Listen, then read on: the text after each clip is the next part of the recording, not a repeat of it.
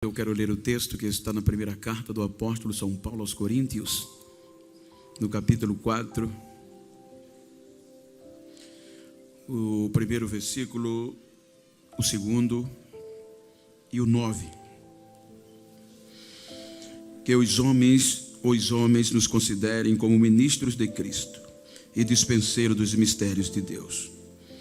Além disso, requer-se nos dispenseiros que cada um se ache fiel. Versículo 9. Porque tenho para mim que Deus a nós, apóstolos, nos pôs por últimos, como condenados à morte, pois somos feitos espetáculo ao mundo, aos anjos e aos homens.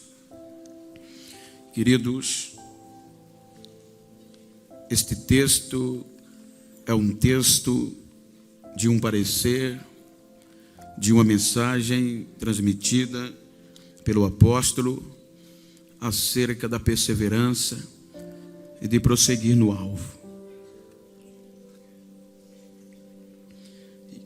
Com este texto eu quero transmitir-lhes uma palavra para estimular, motivacioná-los e perseverantes em seguir. Pois o peso que está sobre os nossos ombros, principalmente nesta última hora, ele requer o máximo de nós. E para isso eu gostaria de falar-lhes sobre tempestades à vista. Digam comigo, tempestades à vista.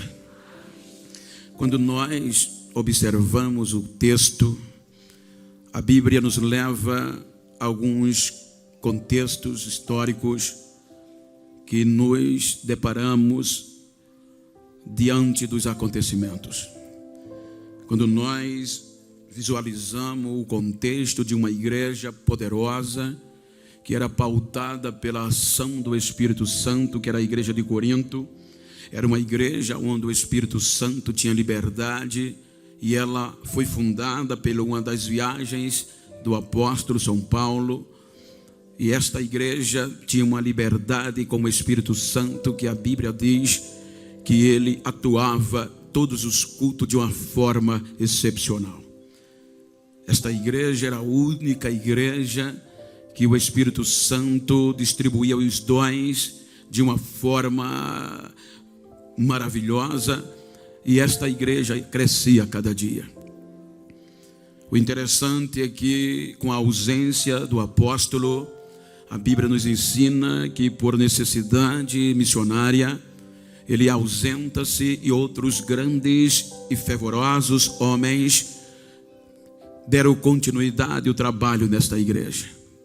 Infelizmente, um grupo de pessoas começou a criar dissensões no seio desta igreja e assim disseminando mais divisões, e o caos estava quase que estabelecido. A Bíblia diz que uns preferia o estudo, o ensino de Paulo, outros que já não concordava preferia o fervor de Apolo, de Cefas, e outros que até dizia-se que era de Jesus. E um culto do grupo de Paulo, conforme eles denominavam, então os pentecostais não iam, porque os pentecostais estavam voltados para o fervor de Apolo, e isso entristeceu o Espírito Santo. E para piorar, estes grupos que quiseram desfazer, macular a imagem do apóstolo acerca da sua chamada. Então, quando Paulo fica sabendo os acontecimentos que esta igreja estava vivendo e a dissensão que estava causando danos àquela igreja, ele escreve este parecer. E ele começa falando de experiências da caminhada que ele teve ainda na tenra-idade. Quando nós observamos, quero pedir a vossa permissão para contextualizar a Bíblia com a história, para trazer aos nossos corações esta motivação. O apóstolo São Paulo, anteriormente conhecido como Saulo, era um jovem que nasceu em uma região em ascendência, Era uma região que oferecia futuro promissor para todos que engajados ou nascessem naquela região, que era a região de Roma. Paulo tinha tudo para ser uma celebridade no sentido secular, a ponto de que ele tinha todos os pré-requisitos para se tornar um dos tais que arrastava o crescimento naquela região. A Bíblia nos mostra e a história ratifica que na época havia 3 grandes nações antes deste menino aparecer no cenário, aparecer no contexto humano. Haviam 3 grandes nações que sobressaíam no contexto de crescimento. Era Roma, porque a lei vinha de Roma, a Grécia por conta da erudição e Israel por conta da lei, da religião. Essas 3 nações, elas tomavam conta do mundo antigo, talvez as 3 maiores economias, as maiores nações que atraíam pessoas de toda a região. O que marcou a minha história é que a Bíblia mostra como Deus é tão bom. Porque neste contexto de crescimento havia uma pequena cidade na região da Cilícia chamada de Tarso. Esta cidade, ela estava se destacando de uma forma poderosa em 3 grandes pilares ou segmentos. A cidade de Tarso, ela se tornou conhecida antes de Saulo nascer pela evidência dos seus acadêmicos, dos seus filósofos, dos seus matemáticos, de homens que mudaram a história daquela região. Homens, porque a cultura no contexto de Tarso, ela era acima da média. A história diz que a pequena cidade de Tarso, em relação a outras, ela estava chamando a atenção dos governantes, de todos os moradores daquele tempo, por conta que o nível cultural dos seus moradores estavam acima da expectativa. Era uma cultura que elevava-se a cada dia, e esta cultura fazia com que os matemáticos, os filósofos, os grandes eruditos que eram formados aos pés de Nestor e Antenedoro, 2 grandes mestres da academia da cidade de Tarso, e estes homens eram responsáveis para engrandecer a formação acadêmica dos moradores de Tarso. Esta cultura era tão elevada que a história diz que o grande general Marcos Antônio, general romano, foi atraído por esta cultura atraente, e sendo assim, ele fixou moradia na cidade de Tarso por conta do nível cultural. Quando ele se estabelece e presencia o crescimento cultural dos irmãos daquela cidade e do contexto geral dos moradores, melhor dizendo, a Bíblia mostra e a história nos dá o caminho certo, que ele conseguiu um título que quase nenhuma cidade conseguia junto a Roma. Agora o general conseguiu o título de cidade civita para a cidade de Tarso, um título que a excluía de pagar todos os impostos a Roma. Era um título que queria dizer que uma cidade era livre de enviar os seus impostos a Roma, que era obrigação de todas elas. Agora a cidade de Tarso, um nível cultural tão grande, agora ela livre de mandar impostos para o contexto de Roma. Então agora ela cresce cada vez mais no sentido econômico e político. Agora o contexto político é tão avassalador que o general consegue mostrar ao imperador romano, e o imperador assim ratifica, dizendo: por conta da cultura e do poder econômico de Tarso, os seus moradores podiam formar as suas próprias leis e criarem os seus próprios tribunais, e com isso a cidade crescia assustadoramente no contexto econômico e político e cultural. Foi neste contexto que a cidade começou a crescer, a economia começou a aumentar e ser fonte de rentabilidade a alguns segmentos no contexto do mercado. A Bíblia e a história nos leva a ver que a cidade começou a crescer no contexto econômico por 2 segmentos. Primeiro, o segmento da madeira, e segundo, o segmento do tecido. Havia um tecido na época conhecido como Silicium,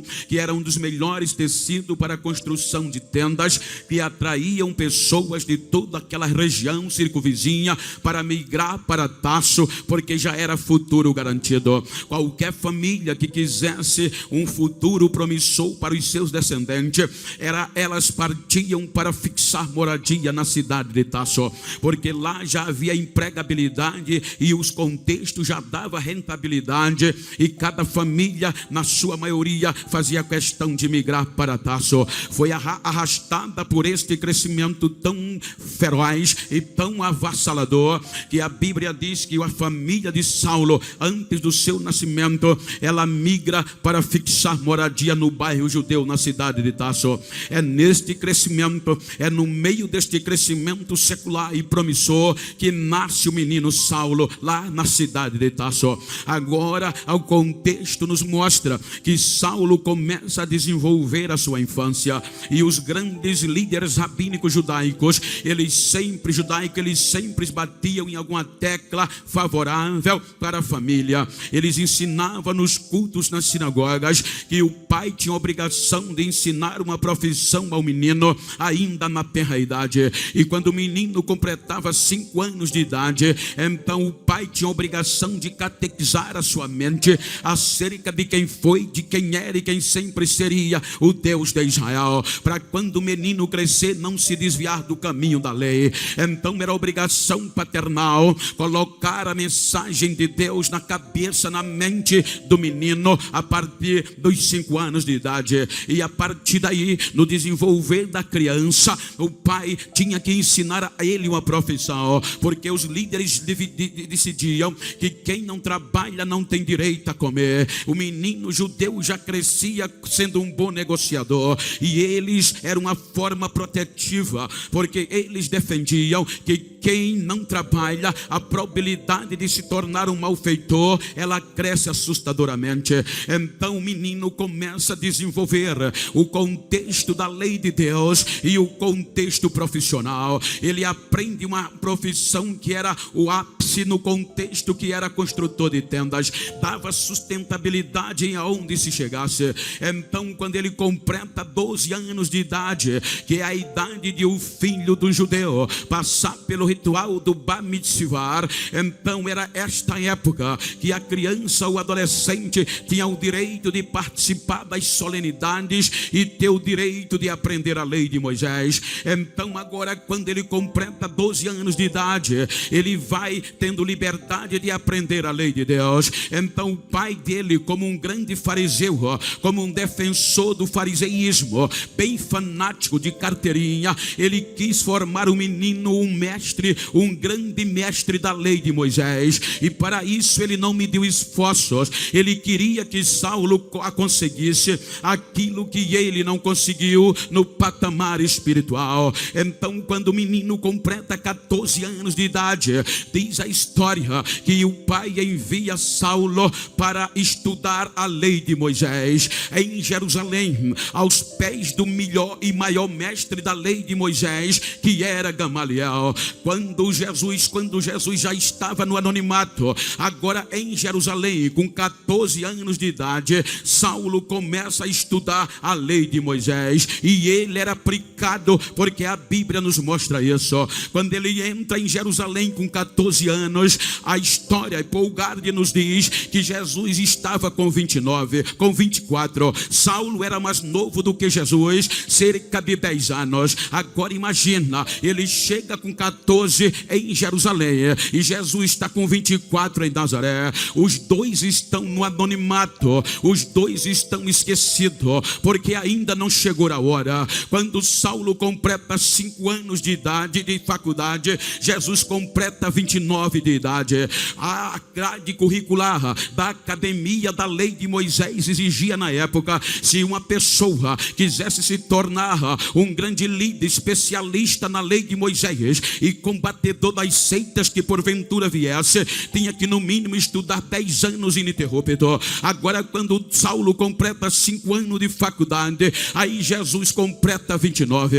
A Bíblia diz que quando Jesus completa 29 anos, ele começa a impactar o contexto da época. Ele arrebenta, ele traz um avivamento, um rebuliço no contexto religioso de Jerusalém. Ele impacta o contexto político. Agora Jesus entra pregando a mensagem da reconciliação. Jesus vem dizendo que ele veio para desfazer as obras do diabo. Ele disse: o diabo veio para matar, para roubar e para destruir, mas eu vim para que tenham vida e a tenha com abundância. Jesus veio trazendo a esperança para o perdido. Ele veio acreditar em quem ninguém acreditava mais. Ele veio nos pegar, purificar os nossos pecados e nos levar para o céu de glória, aonde de lá Adão nos tirou de lá. Então agora a Bíblia mostra que Jesus impactava por onde ele passava. Jesus curava, Jesus ressuscitava. A fama dele, diz a Bíblia, se espalhava por toda aquela região.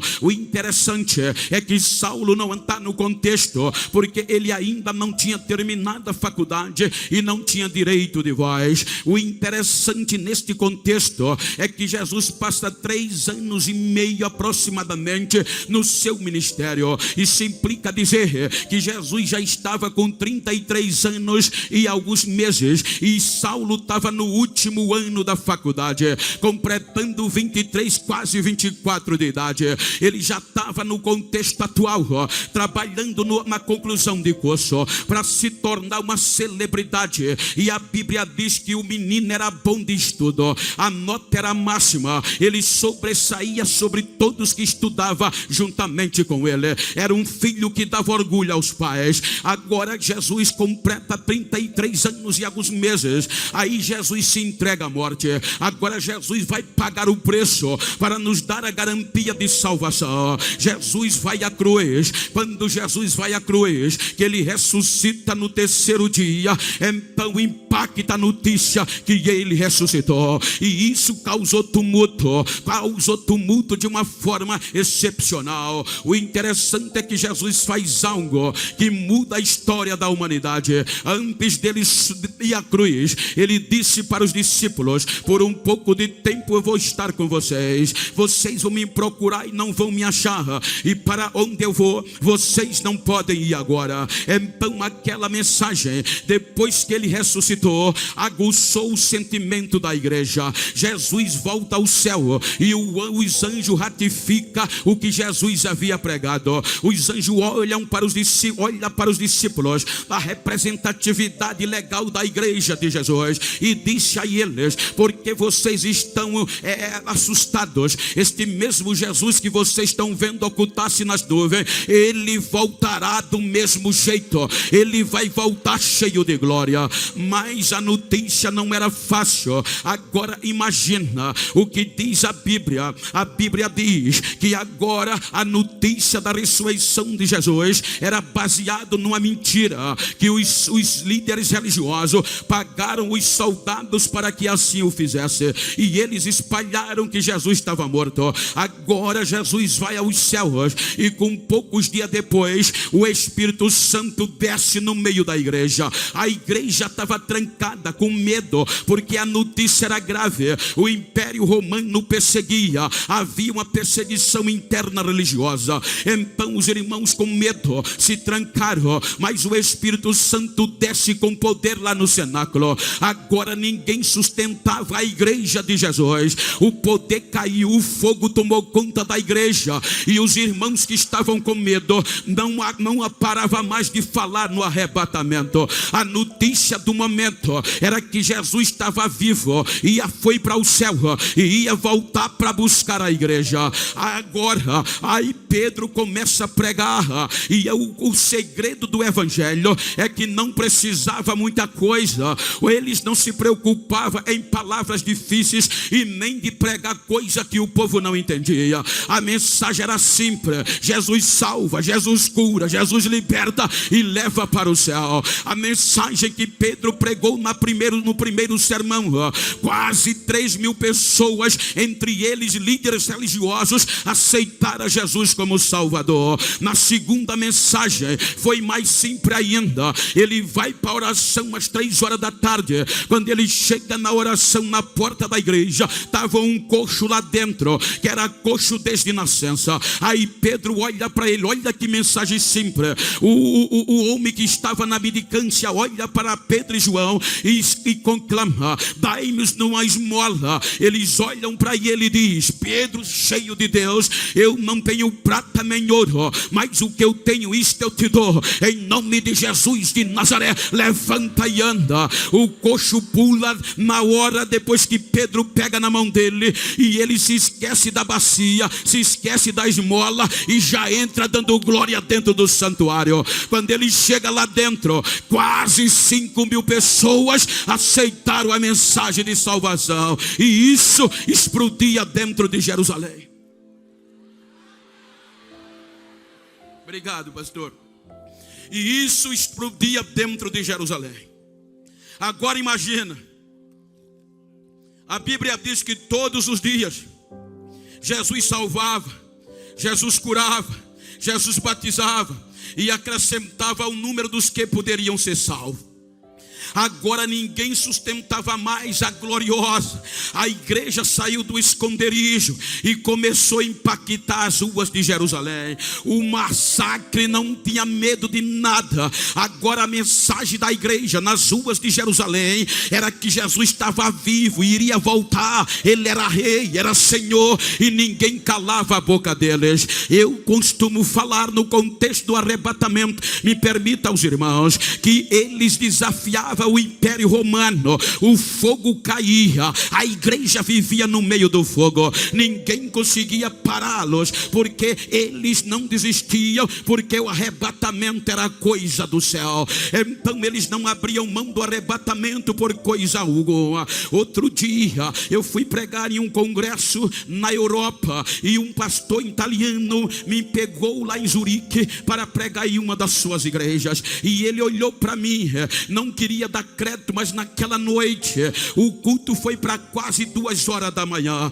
o frio batendo e os irmãos dando glória no meio do frio. Aí no outro dia ele disse: eu vou fazer você voltar mais crente do que o que você chegou aqui. Ele começou a me levar por onde a igreja de Jesus fez história, e os irmãos enfrentaram a fúria de Roma sem desistir do arrebatamento. Ele disse: Bento, aí me levava, passava pelos lugares, eu chorava feito criança. Chegou o fim do dia, ele lamentou, ele disse: não vai dar tempo, senão eu ia te levar no corredor do fogo. Aí eu disse: conta. Ele disse: Bento, a igreja não desistia de Jesus por nada, e a mensagem era: ele está vivo, ele vai voltar e a gente vai para o céu. E isso começaram a quebrar algum protocolo imperial, a ponto que alguns diziam que agora já havia o céu aberto, ou seja, havia um edito imperial por parte de César,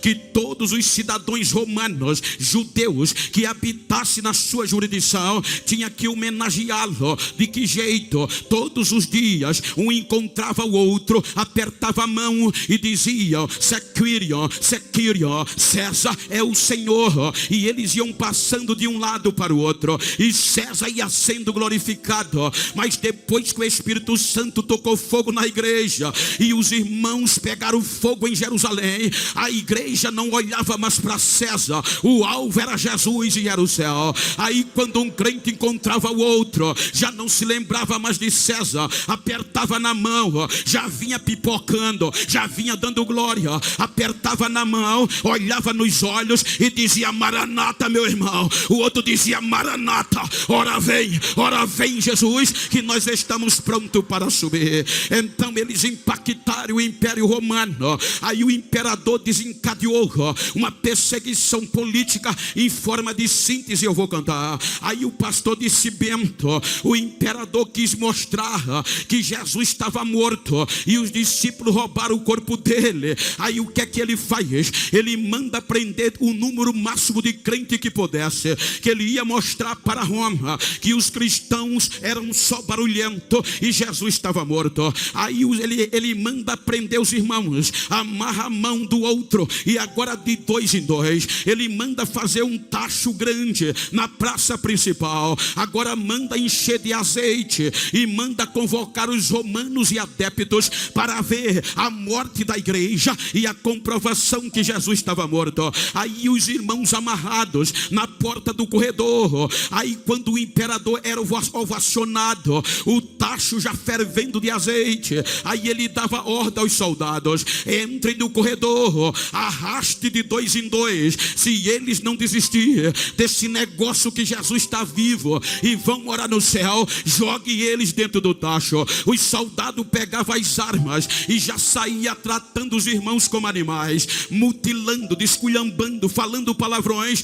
para uma pressão psicológica. O interessante é que quanto ele mais oprimia os irmãos, quando via o fogo aceso e via os soldados armados, aí os irmãos faziam força para se soltar um da mão do outro. Aí eu perguntei: pastor, eles queriam se soltar para correr, eles estavam com medo. Ele disse: que medo que nada, Beto, os crentes estavam pegando fogo mesmo amarrado. Quando eles viam os soldados, um olhava para o outro e fazia força para se soltar e dizia: deixa que eu vou primeiro, quem vai entrar primeiro sou eu, deixa que eu vou primeiro. Eles não desistiam, tinha pressa de chegar no céu. Quando de repente, aí os soldados levavam de 2 em 2, subia o degrau, pastor Eurico, e jogava dentro do tacho. Quando os crentes desciam amarrado dentro do tacho, aí a multidão de romanos começava a dar glória aos deuses de Roma e ao imperador. Aí ele ia jogando e o imperador sendo ovacionado.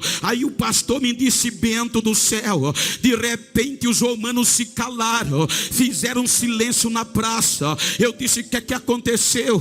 Ele disse: Bento, os irmãos que eram jogados dentro do fogo amarrado, de repente começava a sair de dentro do fogo, pular para fora sem nenhuma queimadura e as correntes quebradas. Aí quando os romanos viam isso, fechava a boca. Aí os irmãos que ainda estavam amarrados enchia o pulmão de ar e começava a cantar: ele está vivo, ele está vivo, ele está vivo, ele está vivo. Eles não desistiam do arrebatamento.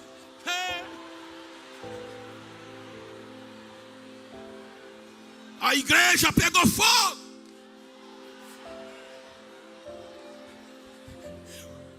Sacerdotes não sabiam mais o que fazer, porque até os sacerdotes estavam se convertendo.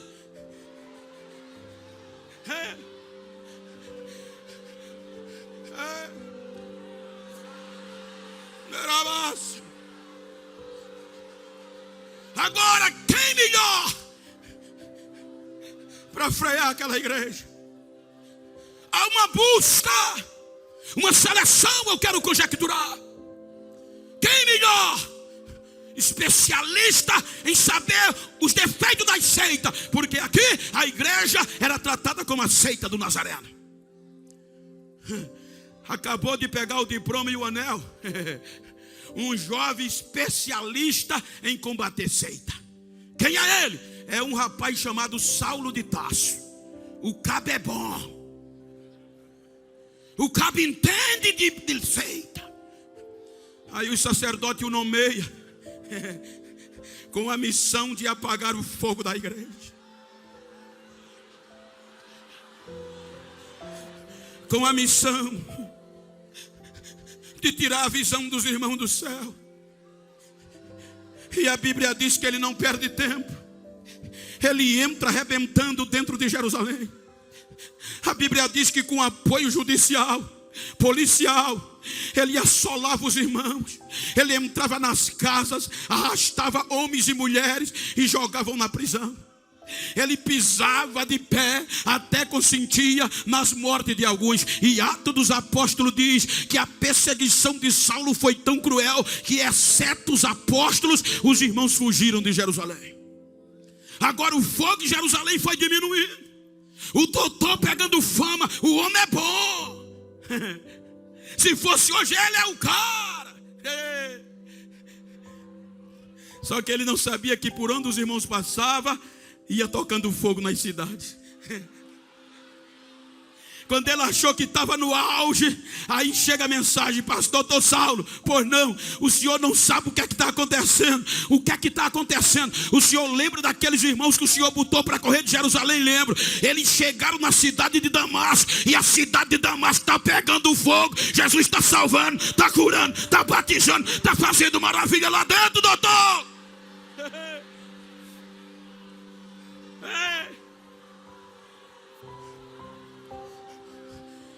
E olha o que é que a Bíblia diz.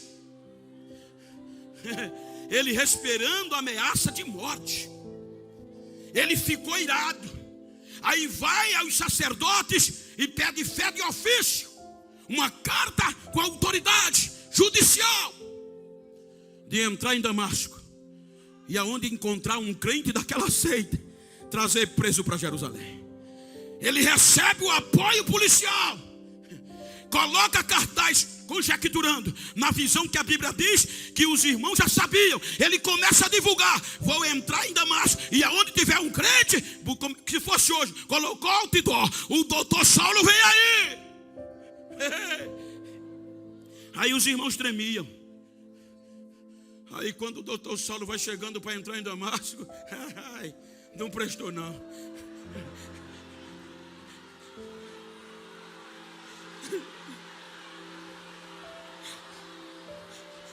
O céu se abriu e uma voz bradou de lá: Saulo, Saulo, por que você me persegue?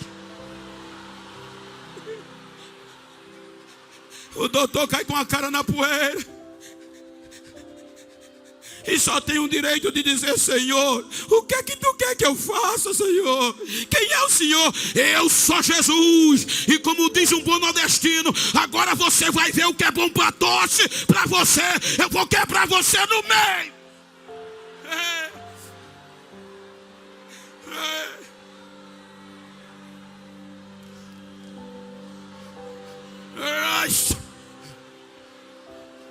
O doutor que foi prender os crentes já chega em Damasco, crente, orando e jejuando. É mole? É mole, pastor? Aí Jesus, para mostrar que um crente na terra é poderoso, ele cegou o doutor, irmã Judite, sem precisar ajuda de ninguém. Mas para o doutor saber que aqueles crentes que ele massacrava é tocha, aí vai lá na casa de Ananias e dá uma visão a ele: levanta-te e vai na rua chamada direita, procura a casa de um curtidor, e lá você vai encontrar um homem chamado Saulo de Tarso. Ele está orando, e eu quero que você vá orar por ele, para ele restaurar a visão.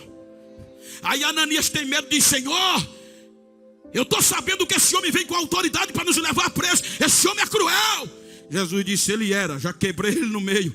Agora ele é para mim um vaso escolhido para levar a minha mensagem aos gentios. Agora o que eu acho lindo, com todo respeito, irmão querido, só para dar sentido o que eu quero dizer, a confrontação do doutor com o crente. Tem muitos lugares por aí que a gente chega, faz medo da paz do Senhor, porque você não sabe que é doutor. Se você disser pai do Senhor, irmão, é bronca. Me respeite, rapaz, eu sou PhD, eu sou doutor. Agora o crente Ananias, tremendo, agora encorajado, entra e descobre a casa do curtidor. Quando ele entra, o doutor estava com a cara no chão. Aí ele: eu quero acreditar que ele já entra. Pai do Senhor, irmão Saulo, o Jesus que apareceu no caminho, me enviou aqui para orar por você e você restaurar a visão.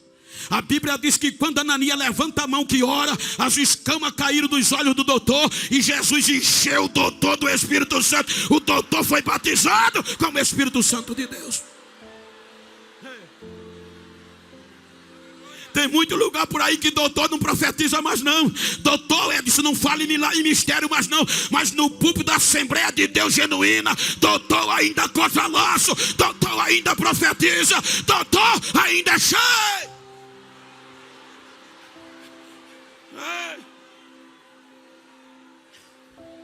Se está perto de um doutor, no contexto simbólico, não estou falando em questão acadêmica, olha para ele aí e diz: hoje vai pegar fogo, doutor.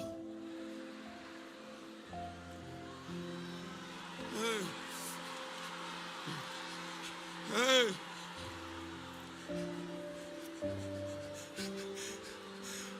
Ele agora levanta e começa a impactar Damasco.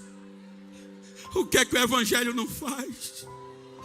A Bíblia diz que ele entra em Damasco arrebentando, pregando, testemunhando que Jesus era o Cristo, e começou a incomodar. Aí o governador de Damasco, ludibriado pelos judeus ortodoxos, disseram: temos que matá-lo, vamos acabar com ele. Aí tentaram uma armadilha. Os irmãos pegam ele, coloca dentro de um cesto, como se fosse uma fruta qualquer, e joga à escondida pelo outro lado do muro. Olha o que é que o evangelho faz.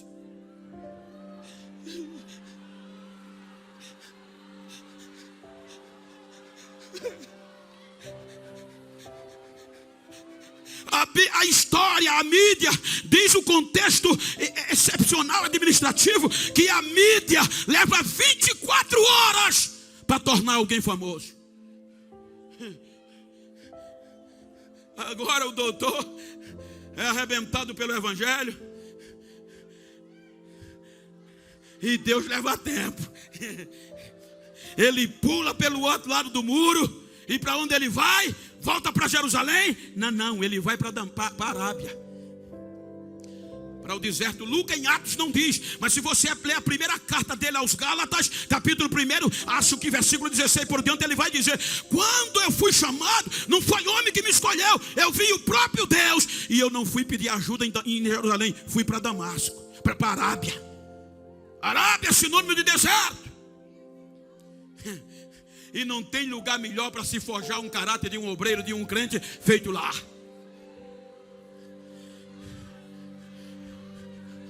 Tem um grupinho por aí querendo ser o bambambam, nada contra, só dando sentido. Quantas vezes eu não recebo ligações, quantas vezes, com todo respeito e até admiro e aprovo, eu volto com meu bolso cheio de cartão e a minha bolsa com um monte de DVD. Só que não é para eu ouvir. Leve, pastor, entrega o pastor da sua cidade, entrega. O senhor é conhecido no Brasil e no mundo, me faça ser famoso, me faça ser como o senhor. Eu digo: rapaz, parabéns pela iniciativa, mas se você quer ser famoso, bateu na porta errada. Vai procurar a Globo, vai procurar a Record. Esse negócio aqui não é para quem gosta de fama, não. Esse negócio aqui é para quem gosta de descer, é para quem gosta do poder, é para quem gosta de descer.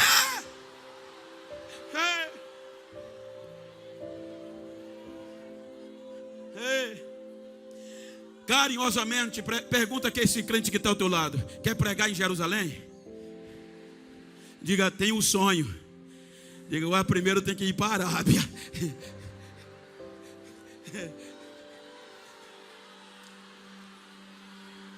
E é na Arábia que a gente fica esquecido. É na Arábia que ninguém dá a paz do Senhor.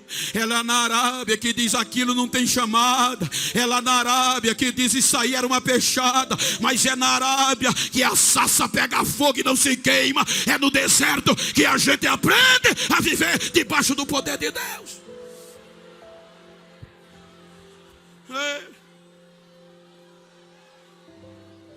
Ele passa 3 anos e ele diz: agora eu voltei para Damasco, dei mais um tempo e fui para Jerusalém.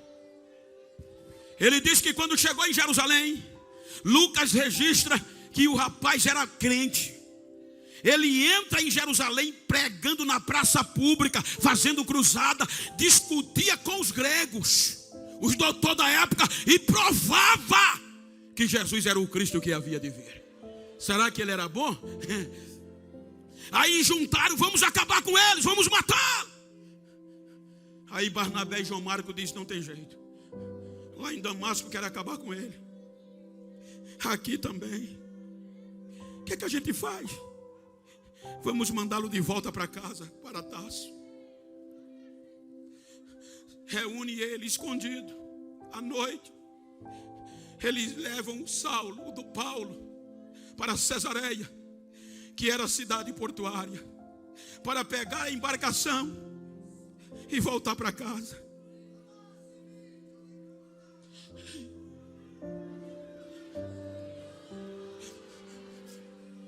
Era acostumado a andar de primeira classe.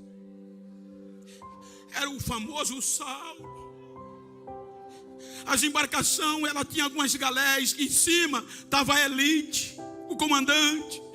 No segunda galé, o camarote. Terceira galé, as bagagens. E por último, abaixo do nível da água, era o porão.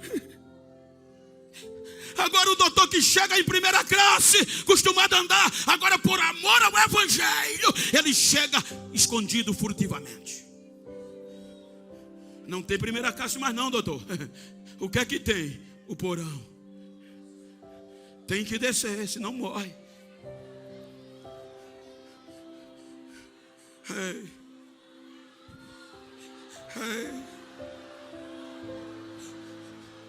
É por isso que ele escreve isso aqui. Quando ele diz que os homens nos considerem ministros, não é questão de poder político. A palavra ministro aqui no original é rupuretes, que quer dizer servos, remadores. Quando coloca-o lá embaixo, ele aprende que os homens que estavam lá, corrente na mão e no remo, amarrada no remo, os pés acorrentados e grudados no barco. E para piorar, a primeira característica que ele vê é que aqueles homens não tinham nomes. Eram homens condenados pela sociedade.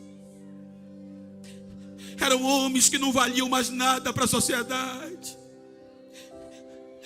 que eram jogados como última esperança lá embaixo, para conduzir as embarcações aos portos seguros. Mão amarrada, pé amarrado. Se o barco afundar, são os primeiros que morrem. Eram anônimos.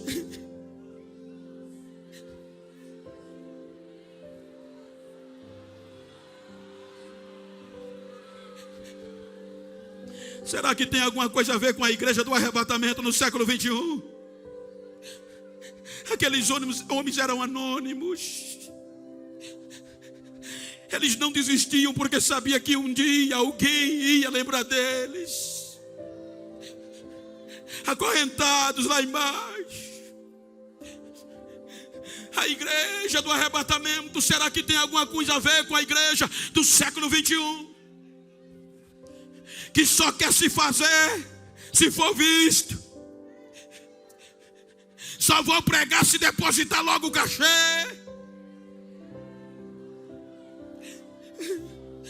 E se esquecem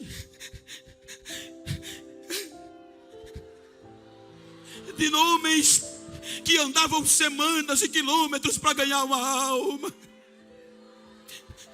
Homens que arrumavam a bolsa sem comida e dizia para a família: vou ganhar alma e não sei o que volto. Dormia nas bancas da igreja quando tinha, senão no chão.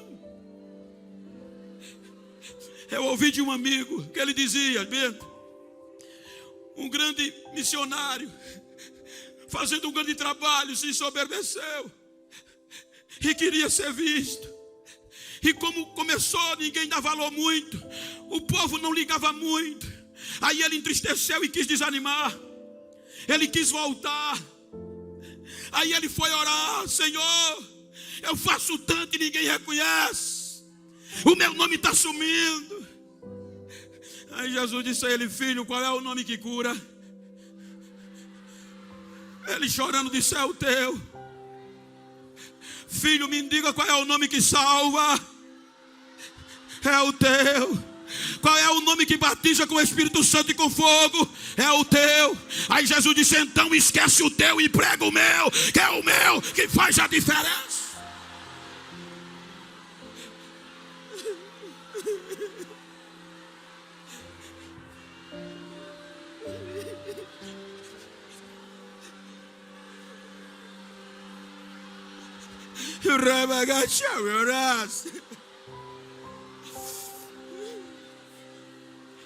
Anônimos. enquanto as estrelas estão se corrompendo, enquanto as estrelas tem que ter hotel 5 estrelas, tem que ter apartamento para um monte de pessoa, Deus está levantando nesses últimos dias uma geração de anônimo para fazer a diferença, uma geração de anônimo que está comprometido com o céu e com o receber arrebatamento. Deixa eu ver onde eles estão, deixa eu ver, deixa eu ouvir o barulho dos remos, deixa eu ouvir o barulho das águas, deixa eu ouvir.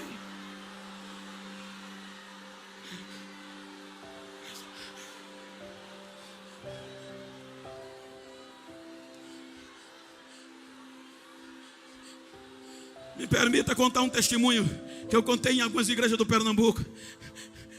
Eu recebi um e-mail muito forte e eu li, joguei de lado porque na minha pouca fé eu não quis acreditar. Só que eu fui pregar na cidade casualmente. E aí o jovem disse: pastor, recebeu o e-mail? Não, recebi, aquele e-mail é muito forte. Pastor, eu entrei no ônibus, pastor. Entrei no ônibus para evangelizar. Fui para a escola, o ônibus lotou. Peguei e distribuí literatura. De repente o Espírito Santo me pegou e ele disse que ficou de pé e começou a gritar: Jesus está voltando, Jesus está voltando.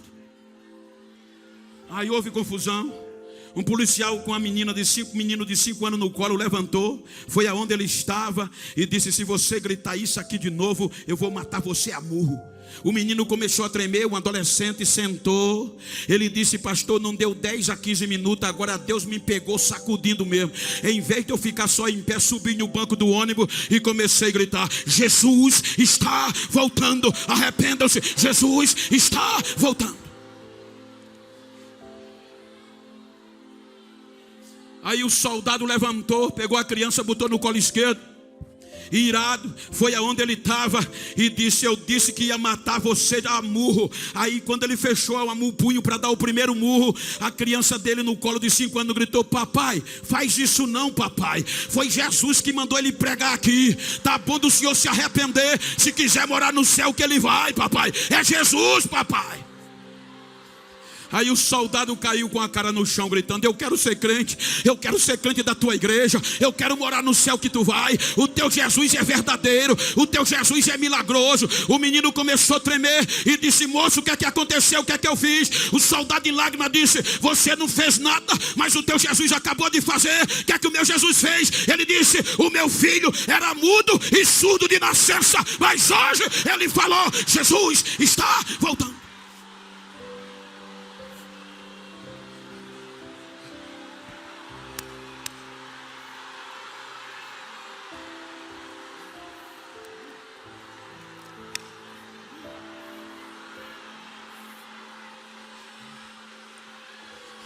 Adore, adore, adore, adore, adore, adore, adore, adore. Aí ele está na porta, adore, adore.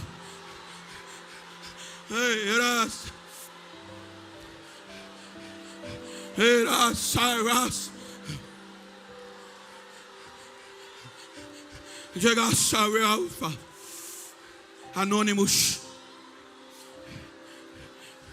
Segunda característica: mãos calejadas. Saulo aprende e vê que a mão daqueles homens, além de estar acorrentada, era cheia de calos.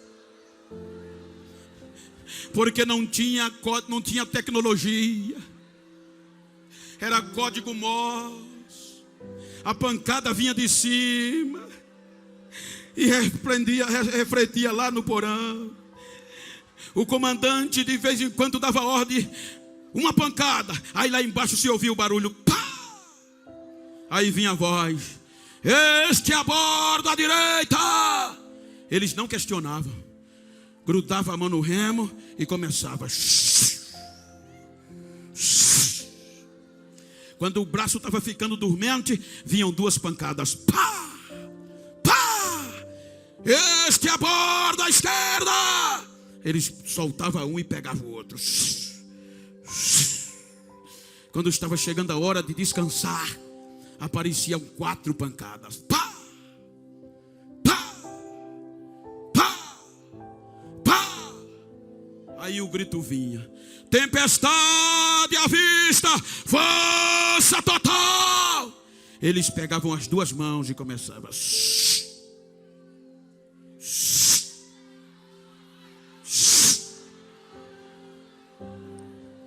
A história diz que muitos deles morriam, mas não largavam o remo. Morriam com o agarrado nos remos, mas não desistiam. Cortavam a corrente, jogavam eles no mar e colocavam outro no lugar. Diga para quem está, diga comigo, fale comigo com a força do seu pulmão. Diga: pastor Ailton. Mais forte: pastor Ailton. Pode mandar a pancada, que nós faz assim.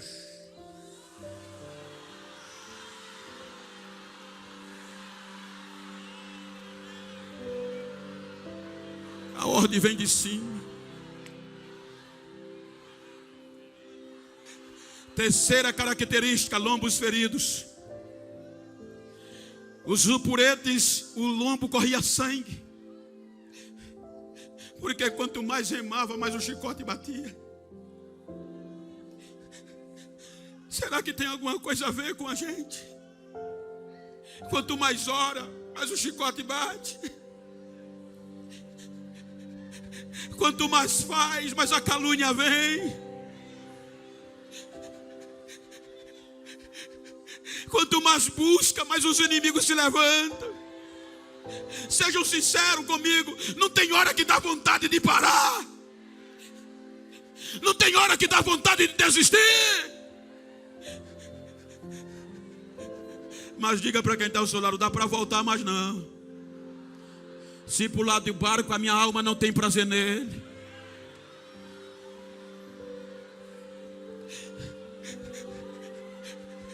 Tem tempestade à vista. Tem tempestade à vista. Tem tempestade à vista. Não dá para parar mais não.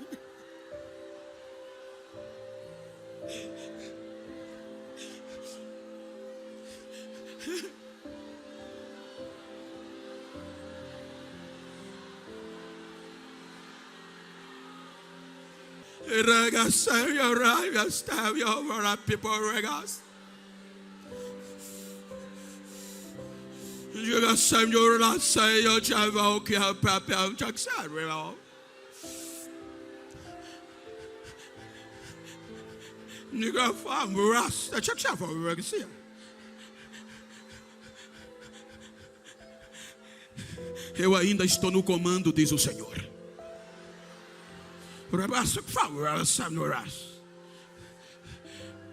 Não temas, que eu estou no controle. E esta noite eu estou levantando quem estava caído, e estou renovando quem estava desanimado. A minha glória está invadindo este lugar de uma forma sobrenatural, e vidas estão sendo levantadas pelo meu poder, e a presença maciça do meu Espírito está no meio de vós. Recebam a glória.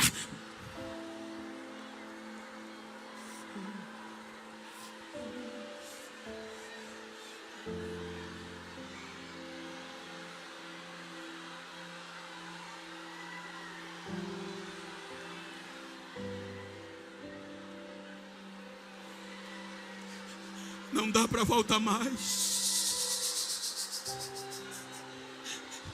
Não dá para voltar mais. O porto seguro está bem pertinho. Falta poucas remadas.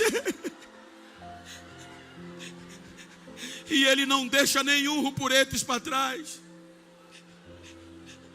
É o único comandante que não esquece daqueles que foram jogados no mar. Eu estava pregando numa convenção. Me ajuda aí, tecladista, por favor. E um amigo meu contou, disse: Bento, um certo pastor recebeu um convite para ir pregar a 600 quilômetros da cidade dele. E quando chegou o dia dele ir pregar, ele pegou 3 pares de terno para o final de semana. E Deus disse a ele: você esqueceu do mais bonito, coloque na mala. Ele colocou. Ele disse que quando começou, que pegou os 2 pares de sapatos, Deus disse: esqueceu do terceiro, pegue o terceiro e coloque na mala, o mais bonito. Ele colocou. Pastor Eurico, ele pôs no carro novo e começou a andar para a cidade. Ele disse que quando andou 300 quilômetros, chegou perto de um posto de combustível. diminuiu a velocidade e viu um homem sentado no meio-fio, no asfalto. Quando ele emparelha com ele, aí Deus diz: dê uma carona a ele, leve ele para onde você vai. Ele parou, quando olhou para o homem não teve coragem. Por quê? O homem estava podre, fedendo, barbudo, cabeludo. Aí Deus disse: leve. Ele colocou no banco de trás. Disse que o homem calado, cabisbaixo, entrou e não disse uma voz. Aí ele disse que quando começa a andar, coloca o CD no CD play e começa a cantar aquele hino. Eu era pobre e perdido, sem Deus e sem Jesus, quando Ele estender as suas mãos para mim. Aí ele disse que as lágrimas caíam do olho do homem no banco de trás, mas não abria a boca. Ele disse que quando chegou na cidade, no primeiro posto, olhou para trás e disse: moça, aqui dá para o senhor? O homem baixou a cabeça e ele disse que Deus falou no coração: leve ele para o hotel que você vai. Ele chegou no hotel, foi fazer o check-in, mandou fazer a barba do homem, o cabelo, e levou para o apartamento. 6:30 da noite, o pregador toma banho, troca de roupa. 7 horas, ele olha para o homem sentado no sofá e disse: moço, lá para as 10 horas eu volto e a gente decide o que faz com o senhor. Aí disse que a voz de Deus entrou e disse: está pensando o que, rapaz? Aquele melhor terno que eu mandei você trazer não é para você. Aquele melhor sapato não é para você. Vista ele, calce ele e leve ele para a igreja que você vai. Ele fez, o homem calado. Ele disse que quando chegou no estacionamento da igreja que parou, que o homem viu a igreja, aí o homem disparou em línguas estranhas. O homem começava a tremer, dando glória em línguas estranhas. Ele arrasta o homem do carro, pega na mão, vai para a igreja. Quando os dois chegam na porta, o homem ainda falando em língua, o pastor parou, falava no microfone e começou a olhar e dizer: Deus é fiel, Deus é fiel, Deus é fiel, Deus é fiel, Deus é fiel. As irmãs entraram no mistério. A mocidade correu para a porta, abraçava o homem, beijava o homem, largaram o pregador de lado. Aí ele correu para o púlpito: pastor, o que é que está acontecendo, pastor? O pastor pegou a mão, botou no bolso, deu um envelope a ele: volta, não precisa pregar mais não, a festa vai terminar hoje. O que é que está acontecendo? O que tinha de ser feito já foi feito. O que é que aconteceu? Aquele homem que chegou com você, ele quem construiu essa igreja. Ele ganhou os primeiros crentes, formou a primeira orquestra. Chegou uma nova geração, quis tomar o lugar dele, o ministério dele, levantar uma calúnia, expulsar ele da cidade, tomar a igreja dele. E a gente pensava que ele já tinha morrido, mas Deus é fiel e trouxe ele de volta. Deus é fiel.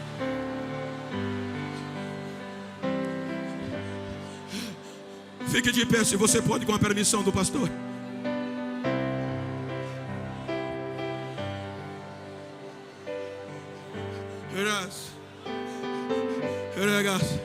Pastor, o senhor me permite fechar com a ilustração? Pastor, me ajuda aqui, com todo respeito. Pastor, me ajuda aqui. Pastor, sim, vem aqui. Eu não teria. Se você está perto de uma pessoa do mesmo sexo que o seu, vira para ela como eu estou aqui com o pastor, assim, ó, frente a frente, e diga para ele: eu não sei como você chegou aqui. Uma coisa eu sei: o arrebatamento é já já. Eu não sei se você está esquecido. Eu não sei se as mãos já não aguentam mais e os lombos estão correndo sangue. Para mim não importa, mas Deus manda te dizer uma mensagem. Diga para ele: é essa. Olha para ele e faz assim.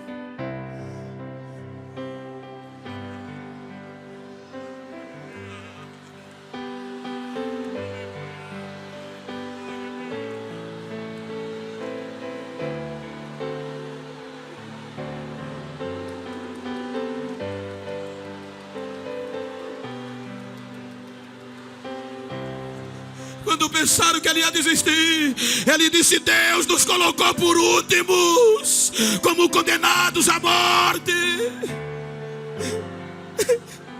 Chore, chore.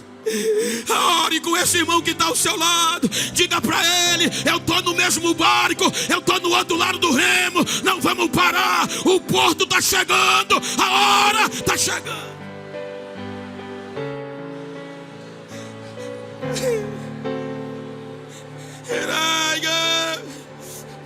Adore, adore. Esta pessoa que está perto de você, talvez chegou aqui não aguentando mais. Ela precisa do seu abraço. Diga para ela: não vamos desistir. O céu está nos esperando. O nosso porto, lá será o nosso descanso.